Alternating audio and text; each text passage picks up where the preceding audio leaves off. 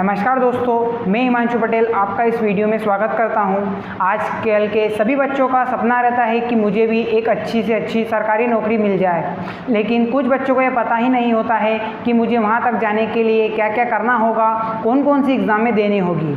तो इसी के बारे में आज हमारे चैनल पर एक्सपर्ट आए हैं जो हमें बताएंगे कि गवर्नमेंट जॉब को पाने के लिए कौन कौन सी एग्ज़ामें देनी होती है और उसे किस तरीके से लिए प्रिपेयर करना होता है।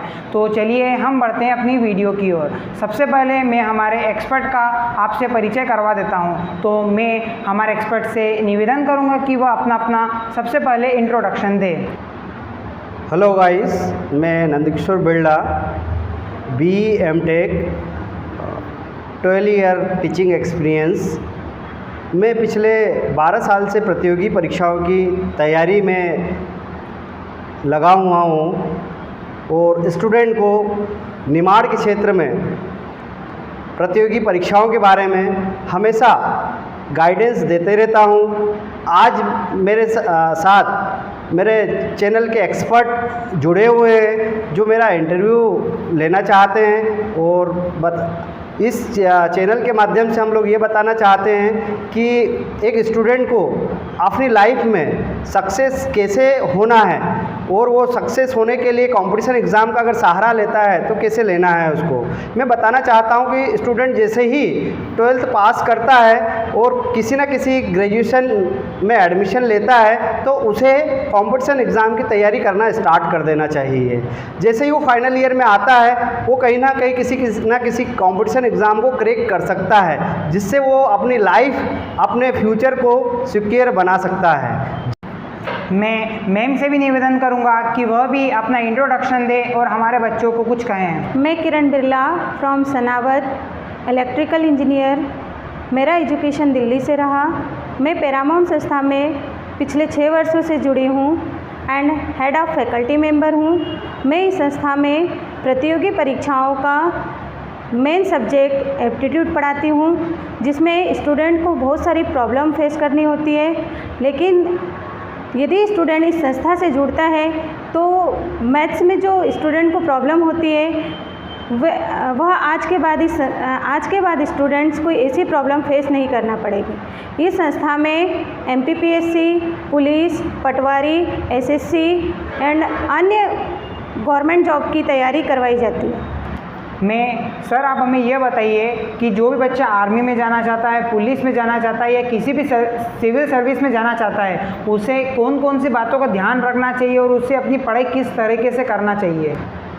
सबसे पहले तो जो स्टूडेंट कंपटीशन एग्ज़ाम की तैयारी करना चाहता है उसे फर्स्ट क्लास से लगाकर 12th क्लास तक बेसिक्स पढ़ाया जाता है। उसी बेसिक्स को उसको रिवीजन करना पड़ता है और वो रिवीजन नोट्स बना के ही वो कर सकता है। स्टूडेंट सोचता है कि मैंने जो बेसिक्स पढ़ा है वो सब मुझे याद है और अब मुझे नोट्स बनाने की कोई ज़रूरत नहीं है, और बिना मैं यूट्यूब पे पढ़े हुए या ऑनलाइन सोशल मीडिया के माध्यम से मैं पढ़ के मेरा सिलेक्शन हो जाए, ऐसा पॉसिबिलिटी नहीं है। पढ़ने का सही एक तरीका है कि वो अपने खुद के प्रिपेयर्ड नोट्स बनाए और उसी से वो पढ़ें, जिसके कारण वो अपने लाइफ में सक्सेस हो पाया है। धन्यवाद। लेकिन सर जैसे अभी कोरोना काल चल रहा है, लेकिन जैसा आपने कहा कि अगर हम ऑफलाइन या ऑनलाइन यदि पढ़ाई करते हैं तो पढ़ाई प्रॉपर नहीं हो पाती। लेकिन कोरोना काल अभी चल रहा है, बच्चे ऑफलाइन एग्ज़ाम नहीं दे सकते या कोचिंग संस्था में नहीं जुड़ सकते, तो बच्चे अपनी प्रिपेयर किस तरीके से कर सकते एग्ज़ाम के लिए? मेरा मानना है कि वो ऑनलाइन जो सिलेबस होते हैं, हम लोग भी ऑनलाइन पढ़ाते हैं, उसका सहारा ले, परंतु उस पर पूरे तरीके से डिपेंड ना हो। मार्केट में बहुत सारी बुक्स अवेलेबल है, उन बुक्स से अपने नोट्स बनाएं और नोट्स से पढ़ें और याद रखें, क्योंकि जो आप लोग नोट्स से पढ़ेंगे वो चीज़ें आपको हमेशा के लिए याद रहेगी, ये मेरा मानना है। लेकिन सर जो भी बच्चे रहते हैं वो अपने प्रॉपर नोट्स नहीं बना सकते हैं, तो उन्हें अपने किस तरीके से नोट्स बनाना चाहिए? उन्हें कौन कौन सी बातें जो नोट करना चाहिए और कौन कौन सी बातें नोट नहीं करना चाहिए? बच्चा सोचता है ये तो छोटी सी चीज़ है, इसे मैं नोट नहीं करता हूँ, लेकिन फिर उसे आगे जाकर जब एग्ज़ाम में पता चलता है कि ये बड़ी चीज़ है। तो आप हमें ये बताइए कि बच्चों कौन सी बातें हैं जिन चीज़ों के नोट्स बनाना चाहिए और किन चीज़ों के नोट्स नहीं बनाना चाहिए? मेरा मानना है कि जब बच्चा ऑनलाइन क्लास पढ़ता है और पूरे लेक्चर को अटेंड करता है, उसके बाद उसने उसी लेक्चर को बुक में से देखना चाहिए और बुक और ऑनलाइन क्लास का दोनों का मिक्स बनाकर अपना हैंड रिटन नोट्स बनाना चाहिए, जिसमें प्रमुख बातें लिखी रहे, उस सब्जेक्ट से प्रमुख बातें लिखी रहे और वो जुड़ा रहे। लेकिन सर जो बच्चे रहते हैं वो अभी कोरोना काल में अपनी पढ़ाई को लेकर इतने सीरियस नहीं हैं, लेकिन अभी जितनी भी सिविल्स एग्ज़ाम में होने वाली है वो बस 1-2 महीने में आने ही वाली है, तो किस तरह बच्चा अपनी पढ़ाई या उस एग्ज़ाम को लेकर किस तरह से अपने आप को पूरी तरह से फोकस करे? बच्चे को अपनी तैयारी करने के लिए देखिए 6 महीने तो कम से कम तैयारी करने के लिए तो रहते ही हैं। वो 6 से साल भर की तैयारी एक अच्छे नोट्स बनाकर करें और उसी के साथ साथ जो ऑनलाइन टेस्ट सीरीज़ चलती है, ऑफलाइन जो टेस्ट सीरीज़ चलती है, हम भी पैरामाउंट में टेस्ट सीरीज़ चलाते हैं, इस टेस्ट सीरीज़ को वो कंटिन्यू अटेंड करें और अच्छे से अच्छे नंबर ला पाएँ, तो उसके कारण उसके एग्ज़ाम में सिलेक्शन होने की प्रोबेबिलिटी रहती है। लेकिन सर जो कोचिंग संस्थाएं रहती है या तो जो दूसरी बच्चा यदि सिविल सर्विसेज के लिए कोई भी कोचिंग इंस्टीट्यूशन ज्वाइन करता है तो वह जो रहता है वह पर आप थ्योरिकल सिखाते हैं, प्रैक्टिकल नहीं, क्योंकि सिविल एग्ज़ाम में दोनों चीज़ें ज़रूरी रहती है। उसकी हेल्थ की फिटनेस भी देखी जाती है और उसका माइंड या एग्ज़ाम में जो परफॉर्मेंस रहता है वो भी दिया जाता है। तो जो उसकी जो एग्ज़ाम का पैटर्न रहता है वो उसकी तो प्रिपेयर कर लेता है, लेकिन उसकी बॉडी या फिटनेस को किस तरीके से हैंडल कर सकता है?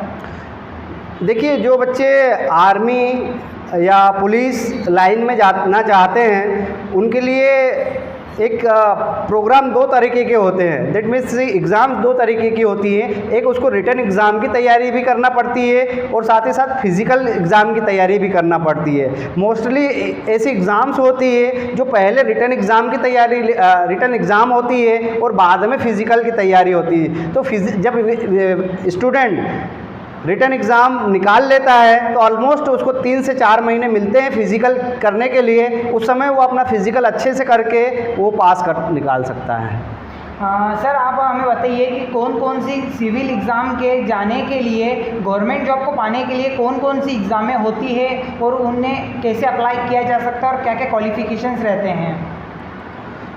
साथियों, सिविल सर्विसेज में जाने के लिए वैसा देखा जाए तो आप लोग 10th क्लास से ही जा सकते हैं, परंतु कुछ स्टूडेंट की एज प्रॉब्लम होती है। मैक्सिमम जो एग्ज़ाम्स होती है उसमें जो एज लिमिट होती है वो 18 ईयर से एबव ही होना चाहिए। तो मेरा मानना है कि आप लोग अगर कंपटीशन एग्ज़ाम की तैयारी करना चाहते हैं तो 10th से ही आप लोग फॉर्म भर सकते हैं और 10th के बाद आफ्टर PG या PhD तक कंपटीशन का फॉर्म भर सकते हैं। अगर सर किसी बच्चे को पुलिस में जाना है, आर्मी में जाना है या किसी को IAS ऑफिसर या इस तरह की बड़ी पोस्ट पर जाना है तो उन्हें किस तरह से अपनी एग्ज़ाम के लिए तैयार करना होगी और उन्हें कौन सी एग्ज़ाम देनी होगी? अगर स्टूडेंट को पुलिस में जाना है तो उसको 12वीं पास होना ज़रूरी है और 21 साल की आयु होना ज़रूरी है। साथ में उसका फिटनेस टेस्ट भी होता है, वो भी ज़रूरी है। हाइट के हिसाब से जो फिज़िकल बताते हैं वो 168 सेंटीमीटर होना चाहिए जनरल स्टूडेंट के लिए।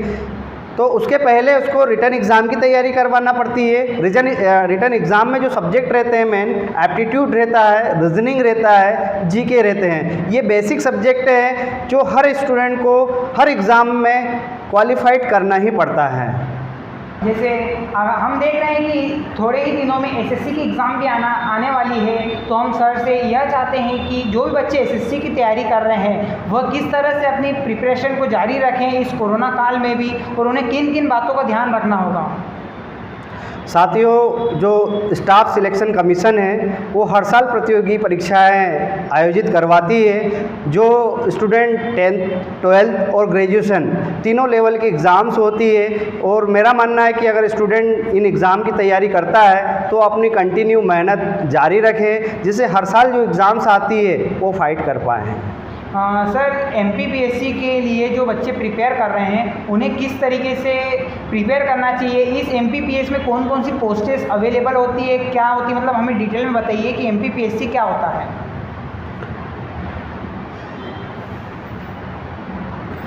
MPPSC का साथियों, जो MPPSC है वो मध्य प्रदेश लोक सेवा आयोग की एग्ज़ाम है, जिससे मध्य प्रदेश में सबसे जो बड़ी पोस्ट होती है क्लास 1 अधिकारी की, जिसमें डिप्टी कलेक्टर, पंचायत सीईओ, मुख्य नगरपालिका अधिकारी, इन पोस्ट को भरी जाती है। इसके लिए स्टूडेंट को 12th के बाद ही सजग होकर तैयारी करना पड़ता है, जिसमें के मुख्य सब्जेक्ट है GK, polity, history, geography, current affair and on.